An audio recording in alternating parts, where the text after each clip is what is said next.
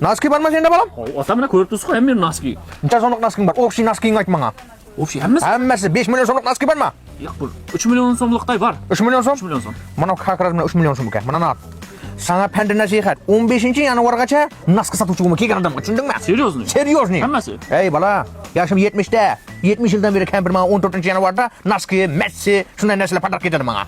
Ata, uning uchun nishtasiz naski so'rab. Biz mana Sevara market do'konimiz bormi? Zo'r aksiyada narsalarimiz kerak. Ko'rsataymi? Ata, ko'rdingizmi pichoqlarni? Kesib tashlaysiz. Uni? Sabzavotlar, pomidor, badringlarni. Ha. Boshqa yerlarda 65 ming so'm deb turibdi-ku. Normali baho. Bizning do'konda 50 ming so'm mana shunaqa bu. 50 ming so'm? 50 ming so'm. Menga bir olaman shundan. Qisman, yana bir. Mana boshqa yerlarda blender ko'rganmisiz? Blender? Havo, 180 ming so'mdan sotib turibdi. So'rab ko'ring bu yerda. Imini mana Sevara market do'konimizda buni aksiyada 140 ming so'mdan olsangiz bo'ladi. 140 ming? 140 ming so'm. O'zim padar ketaman. Mana bilasizmi? Ko'rib turganingizmi? 7 litrlik terma fotomiz bormi? Boshqa yerlarda 160 ming so'm bo'lishi mumkin. Lekin bizda skidkada 140 ming so'mga olsangiz bo'ladi.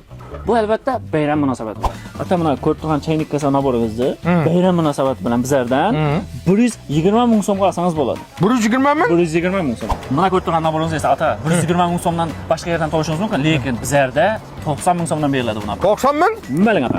Voy barakat top bolam. Yana bir gap, muhim gap ata. Bayram munosabati bilan boshqa yerlarda baholar qimmat bo'lishi mumkin, lekin imminni bizning mana shu Sevara market do'konimizda hamma sovg'alarga shunday skidka qo'yib qo'yibmiz. Sevara yurasan, buning adresini eda men qarang'ida bir adashib keldimda Yandexda. Mana nomar misolda to'g'risida joylashgan do'konimiz. Yana bir sovg'a beraman sizga. Bering. Nimaling? Uni o'ydi endi bu. Siz bayram deb bo'laman. Balam. Baribir nas keltirding axir.